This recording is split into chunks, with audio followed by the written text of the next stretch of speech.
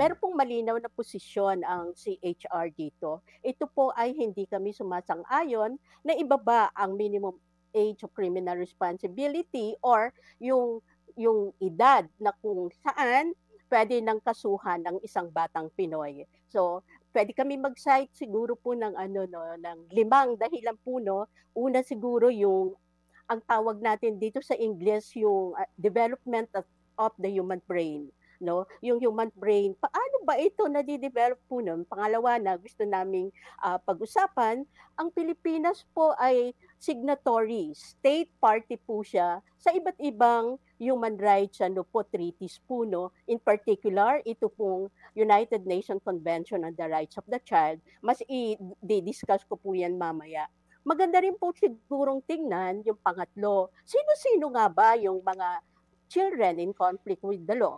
So ano ba yung kanilang profile? Ano yung kanilang economic background? Ano yung kanilang mga educational attainment?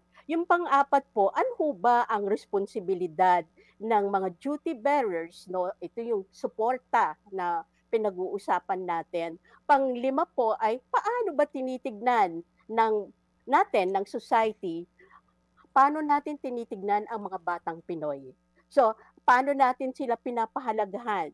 Siguro itong limang ito po ay ano po no, maari makapagpaliwanag bakit ganito yung posisyon ng Commission on Human Rights. Hindi lang Commission on Human Rights po no, ang may mga ganitong posisyon. Siguro nakita niyo yung posisyon, linaw rin nung Child Rights Network, inisa-isa niya rin doon yung mga kadahilanan bakit hindi rin sumasang-ayon ang CRN no para ibaba itong minimum age of criminal responsibility. Una po no, yung RA 9344 or the Juvenile Justice and Welfare Act, na-amend na po siya noong 2013 po no. At yung mga ilan na mga gaps po na na-identify no after more than 8 years ay inano po tinugunan na po no. At gusto ko pong liwanagin no, unfortunately until now hindi pa maayos or hindi pa kumpleto yung interpretasyon ng batas.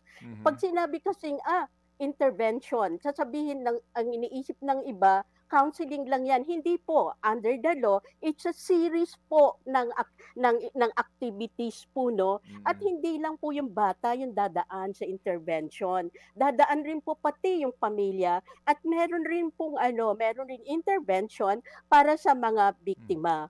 Same with diversion po. Hindi po simpleng po yan, 3 buwan, 6 na buwan, yan nga, sabi niyo po, ina-assess po yan ng psychologists, ina-assess ng social workers, kung ang batang ito ay ready na, no, na halimbawa, kung nakatira siya or nanirahan siya sa isang facilities, gaya ng Bahay Pag-asa, titignan po yan. So, hindi po, nakalatag po yung mga proseso, guidelines, paano po i-handle ang isang CICL.